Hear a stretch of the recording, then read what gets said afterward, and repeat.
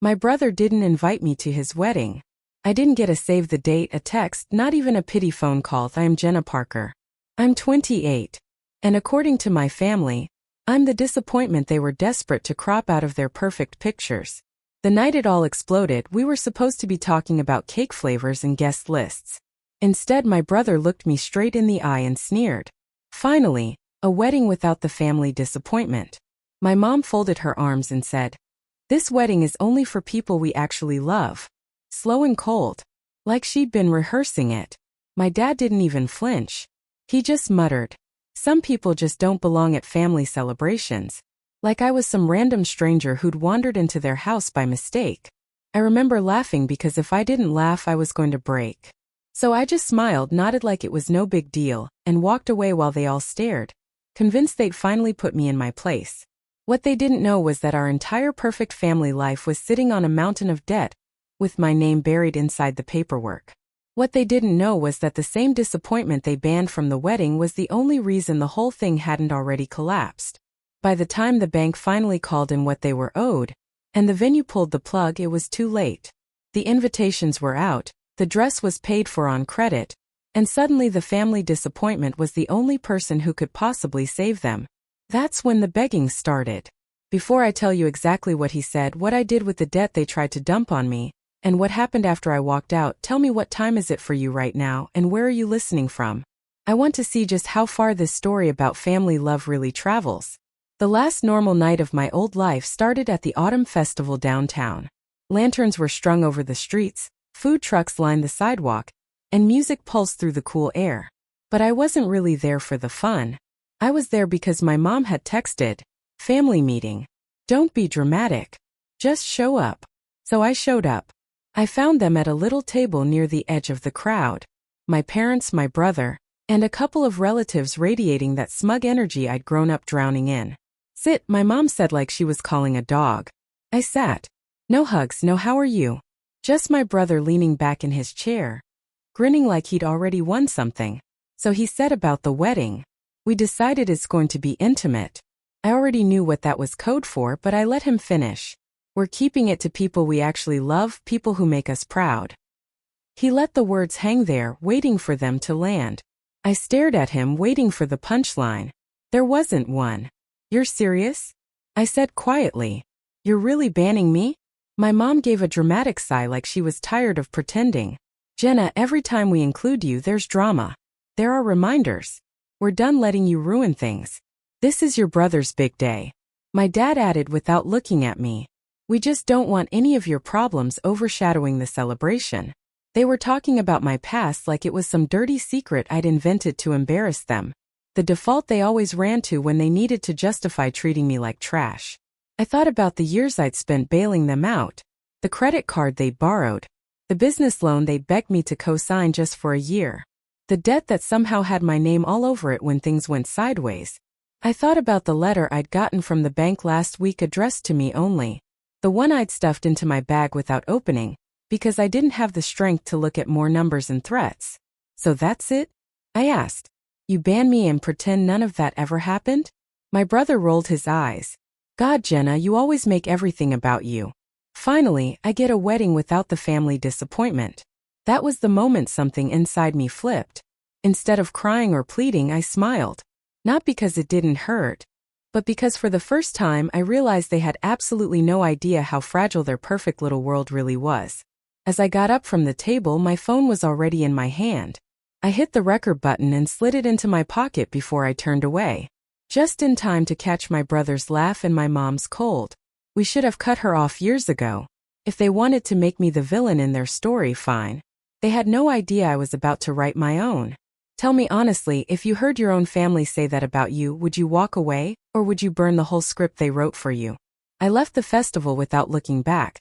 But their words followed me all the way home like a bad song stuck on repeat. In my tiny apartment, the silence hit hard after the noise of the crowd. I kicked off my shoes, dropped my bag on the couch, and finally pulled out my phone. My thumb hovered over the screen for a second before I opened the voice recorder. "We should have cut her off years ago." Finally, a wedding without the family disappointment. Their voices played back clear and vicious. It wasn't the first time they'd said things like that. But it was the first time I'd caught them in their own voices, unfiltered, unashamed. I sat there listening like it was evidence in a trial. Except this time I wasn't the one on the stand. A notification popped up over the audio. An email reminder from the bank I'd been avoiding. Subject: urgent final notice on business loan. My stomach knotted. I knew what it was about. 3 years ago, my parents and my brother had begged me to co-sign a loan for the family business. Just until the expansion pays off. They'd promised. "You're the only one with good credit, sweetheart. You'll be helping the family." I'd signed because back then I still believed family meant something. Then the business started falling apart. Payments were missed.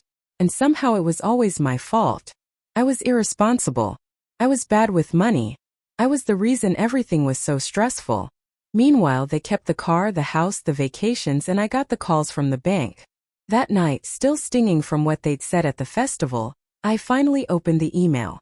My full name glared at me from the screen, tied to a balance so big it made my pulse spike. They were behind again. The bank wanted a plan. They wanted someone responsible. They wanted me. I scrolled down and saw something that made my blood run cold and hot at the same time. A line about options to remove or substitute a cosigner in the event of documented misuse or misrepresentation. I read it 3 times. Documented misuse, misrepresentation, evidence. I looked at my phone at the recording still open. I thought about all the times they'd made me feel crazy for even suggesting they'd taken advantage of me. Maybe this was my chance to stop being their walking safety net. My fingers shook slightly as I opened a new email to the bank. I attached the recording and typed slowly, choosing each word like it was a weapon and a shield at the same time. I didn't accuse them of crimes or scream in all caps. I just laid out the facts. I had co-signed in good faith. I had been excluded from all decisions. I was being verbally abused for obligations tied to my name. And I was asking formally to be removed and for them to reassess the loan without me. When I hit send, I sat there staring at the screen, heart pounding. For the first time, I wasn't just reacting to what my family did to me. I was making a move they couldn't control. A tiny, vicious part of me whispered, if the bank looks closely, they're going to see just how much of that perfect wedding is built on money they don't really have. I silenced the thought, but it stayed in the room with me. Before I went to bed, I texted the one person who had always been on my side. Hey Emma, I need to get out of here. Road trip this weekend. I'll explain everything. My phone buzzed a minute later. I'm in wherever you want. I'm not letting you go through this alone. I lay there in the dark, staring at the ceiling, the recording still echoing in my head. I didn't know it yet, but that email would be the first domino. The one that sent the rest of their lives crashing down. If you were in my place, co-signed, insulted, blamed, would you keep protecting them or would you finally protect yourself? 2 days later, Emma pulled up in front of my building in her beat-up car, windows down, music already playing like we were in some indie movie about starting over. Get in. Family disappointment, she joked gently, and I laughed for real for the first time in days. I threw my bag into the back seat, slid into the passenger side, and exhaled like I'd been holding my breath since the festival. Cabin by the lake? She asked. Cabin by the lake? I confirmed. The plan was simple. Get out of town, clear my head. Figure out what my life looked like if I stopped orbiting around people who treated me like a mistake. We were barely 20 minutes out when my phone rang with an unknown number. Emma gave me a questioning glance. I shrugged and answered. Hello, Miss Taylor. This is Amanda from North Riverbank. A professional voice said. My spine straightened. We received your email and I wanted to follow up personally. Do you have a moment? I glanced at Emma, mouthed bank, and she turned the music down. Yes, I said, heart suddenly racing. I do. Amanda thanked me for the information, asked a few clarifying questions, and then said something that made the world outside the car go slightly blurry. Given what you've described and given the pattern of missed payments, we'll need to reassess the loan structure and your role as cosigner. I can't share everything yet, but I can tell you this. We will no longer be treating you as the primary point of responsibility. And depending on what our audit finds, the account privileges tied to the other borrowers may change. Change how? I asked. I can't say until the review is complete, she replied carefully. But if the business can't meet its obligations without misusing your credit, certain arrangements like large event payments or future credit lines may be restricted or canceled. She didn't say the word wedding, but I heard it anyway. After we hung up, I stared at my reflection in the cracked phone screen. All my life, my family had made me believe I was the dead weight dragging them down. Now, a stranger with a calm voice and a bank email address was telling me the opposite, that I'd been holding them up and I had every right to step away. "You okay?" Emma asked softly, eyes still on the road. "I think I just kicked a leg out from under their house of cards," I said quietly. "On purpose?" "On self-defense," I answered. "They built everything on money that wasn't really theirs. On my credit, on my silence." Emma nodded slowly. "Then maybe it's about time they learned what happens when they push away the person holding everything together." We drove in thoughtful silence for a while, the trees growing taller on either side of the highway. Then my phone started vibrating nonstop. Texts, calls, notifications stacking one on top of another. Mom, dad, brother, unknown number. Group chat.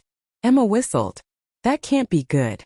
I turned the screen so she could see the preview of the first message from my mom. "Call me now. It's an emergency." The second, "The bank just froze everything. They're saying there's a review." "What did you do?" My brother texted separately. "Did you seriously go whining to the bank? You're going to ruin my wedding." Another one followed seconds later. "Fix this, Jenna. You owe us." I let the phone buzz in my hand while the road curved toward the woods and the sky opened up above us. For 28 years, anytime they yelled, "Emergency," I ran. This time I just watched the notifications pile up and put the phone face down in my lap. "You don't have to answer," Emma said. "Not right now. Not ever if you don't want to." My chest ached, but it wasn't the old suffocating guilt. It was something new, like muscles waking up after being numb. "They banned me from the wedding," I said quietly. "They made sure I knew I wasn't family when it looked like everything was perfect. Now the bank pulls one thread, and suddenly I'm family again. Suddenly, I'm the hero they expect to clean it all up." Emma smiled without humor. "Funny how love comes back when the money goes away." My phone buzzed again with a new message from my mom. "The venue just called. The payment bounced. They're going to cancel if we can't fix this today.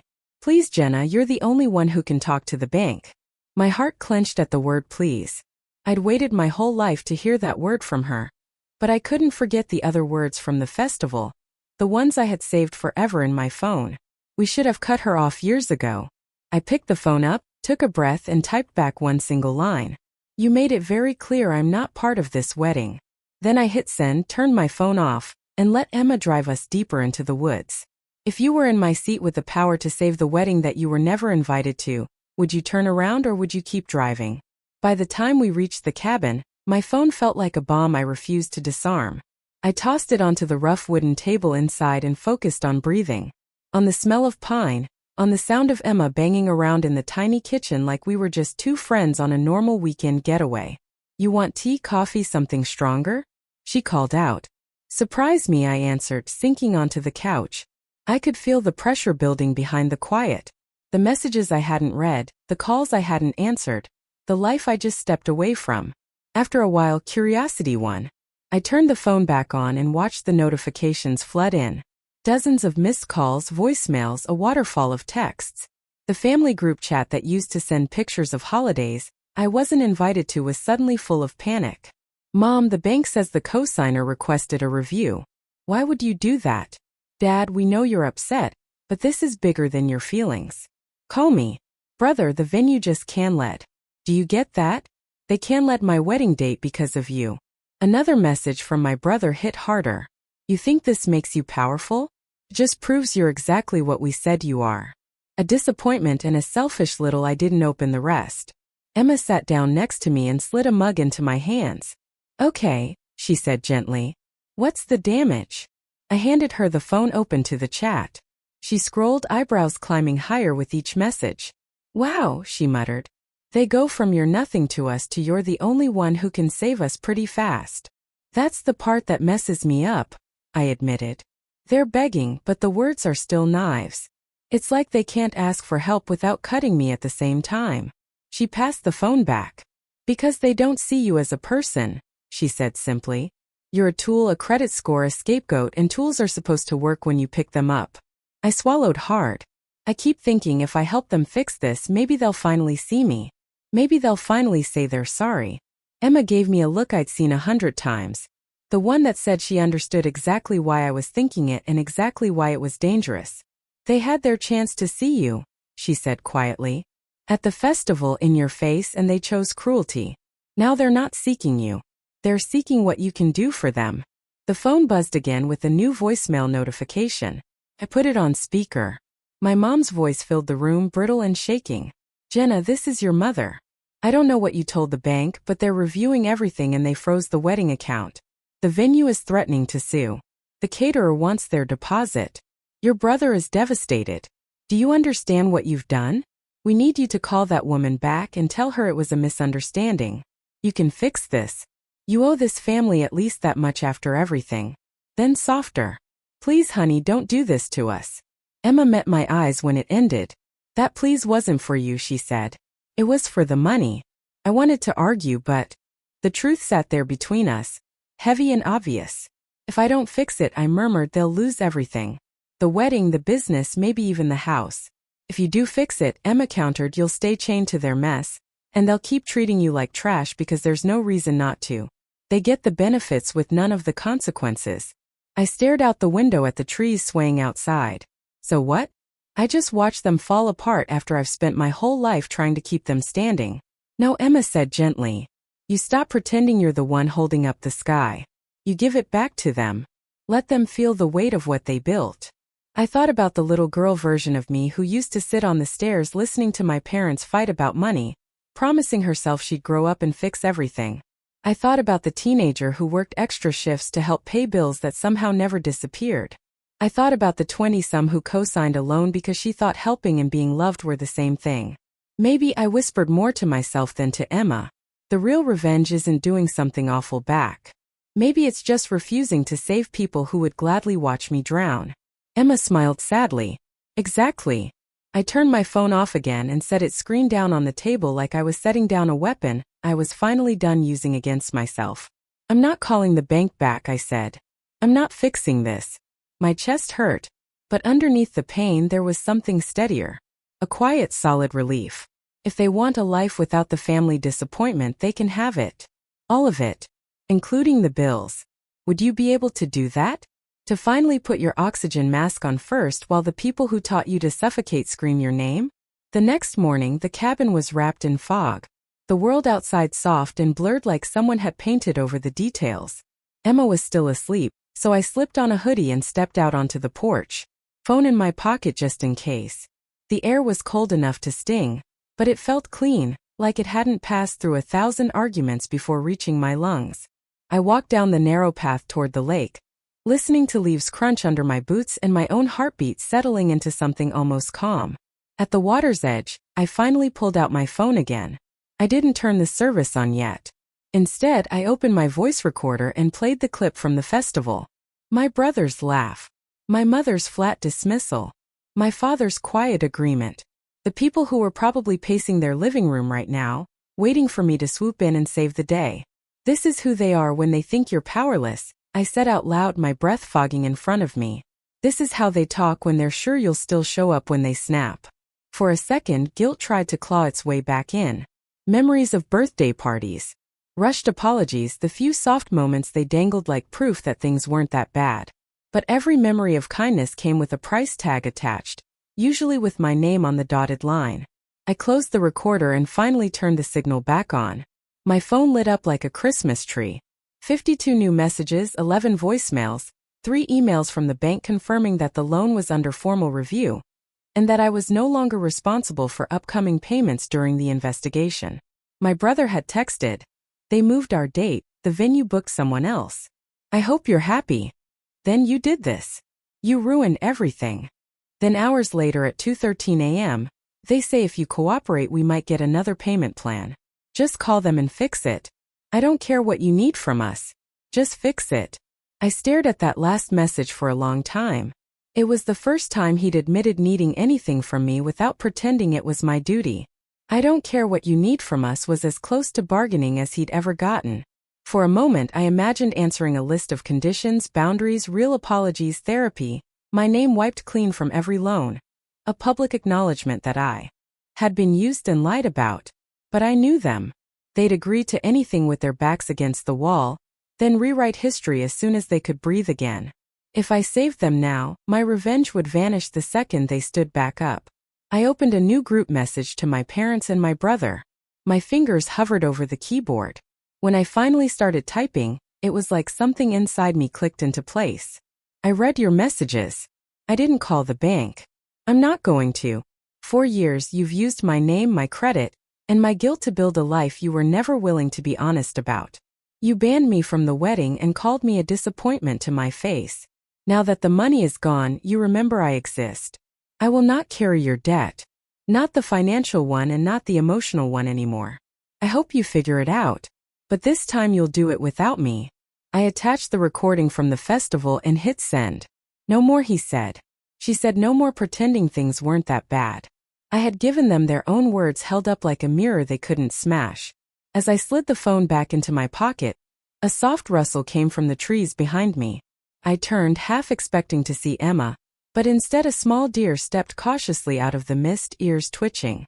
It looked at me for a long moment, then lowered its head and walked closer to the water, utterly unbothered by my presence. There was something almost offensive about how peaceful it was.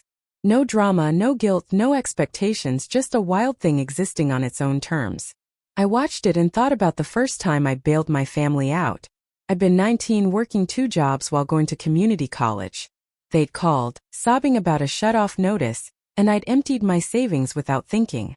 You saved us, my mom had said back then, hugging me so tight I could barely breathe. For weeks after, they treated me like a hero until the next crisis when suddenly I was selfish again for not having more to give. It had never been about love. It had always been about access.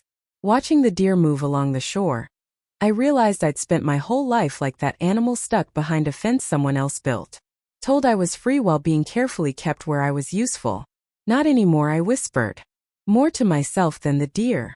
You can have your chaos. I'll take my life back. The deer flicked its ears, glanced at me one last time, and then vanished back into the trees, silent and sure. I stood there a little longer, letting the quiet fill the spaces that used to belong to my family's voices. Then I turned and walked back toward the cabin, lighter than I'd felt in years. Be honest with yourself. If you finally had proof of how little you meant to the people who claimed to love you, would you still step back into the fire to keep them warm? That night, Emma and I sat on the porch with blankets over our legs, watching the stars appear one by one through the gaps in the trees. I told her about the message I'd sent, about the recording I'd attached, about the deer, about the memories that had floated up and finally started to drift away. She listened without interrupting, just nodding, occasionally squeezing my shoulder like she was anchoring me to this new reality. So that's it? She asked softly when I finished. You're done? I thought about the word done. It sounded final, like slamming a door and never looking back. The truth was messier. I'm done being their backup plan, I said slowly. I'm done letting them decide what I owe them. If they ever want a relationship with me, it's going to be on new terms. But fixing this, saving their wedding, carrying their debt. Yeah, I'm done with that. My phone buzzed again. I almost ignored it, but something made me look. It was an email from the bank. Following our review, we have determined that you will be formally removed as co-signer from the referenced loan. You bear no further responsibility for this debt. Please find attached the updated agreement. I stared at the words until they blurred. For the first time since I'd signed that stupid paper, my future didn't have a dollar amount hanging over its head. Well, Emma asked. I handed her the phone and she read the email out loud. A grin slowly spread across her face. Jenna, she said, laughing. You're free. Free. The word hit me harder than any insult my family had ever thrown. Without the debt, a lot of their power vanished. They couldn't threaten my credit. They couldn't guilt trip me with, we'll all go under. And it'll be your fault. They could still throw words, but they'd bounce off a lot easier without numbers attached. Over the next few days, more news trickled in through messages I skimmed but didn't answer. The business couldn't secure a new loan without my name. The bank froze certain accounts. The venue refused to hold the date without proof of funds. Vendors started pulling out. My brother's perfect wedding fell apart piece by piece, not because I attacked them, but because for once I stepped out of the way and let gravity do its job. One text from a cousin I barely knew almost made me laugh out loud. Girl, whatever you did, they are freaking out. Honestly, they had it coming. There was gossip, of course. Extended family members whispering about mismanaged money and treating Jenna like trash. For years, my parents had controlled the narrative, painting me as unstable, dramatic, ungrateful. Now, their own behavior was leaking out. Not because I went on some revenge rampage, but because people were watching the fallout and connecting the dots. A week later, my brother finally sent a message that didn't have anger in every line. They told me you're off the loan. He wrote, the bank said you were within your rights. So congratulations. I guess must feel good. Then, after a long pause, I shouldn't have said what I said at the festival. I was stressed. I didn't mean it like that. The old me would have grabbed onto that tiny scrap of apology like it was a lifeline. The new me saw it for what it was. Damage control, not repentance. I typed back. You meant it exactly like that. You just didn't expect consequences. I watched the little typing O bubble appear and disappear a few times then. So that's it. You're just going to leave us to drown? Another message. People are talking. They think we used you. They think we're monsters. And finally, if you just helped quietly like you always do, none of this would have happened. I took a deep breath and replied, if you treated me like family instead of a walking solution, none of this would have happened either. Then I muted the conversation. No more late-night guilt bombs lighting up my screen. No more being dragged back into a story I was finally rewriting. A month later, I signed a lease on a new apartment in a different town, closer to a job that had nothing to do with the family business and everything to do with my own skills. I started budgeting for things I actually wanted. Courses, travel, a life beyond crisis management. On a quiet evening, I sat at my new kitchen table, opened my laptop and started typing out the full story. Not just for myself, but for anyone who'd ever been told they were the problem for noticing the truth. I didn't name names. I didn't need to. I just talked about debt, about boundaries, about what it costs to stop saving people who were happy to watch you burn.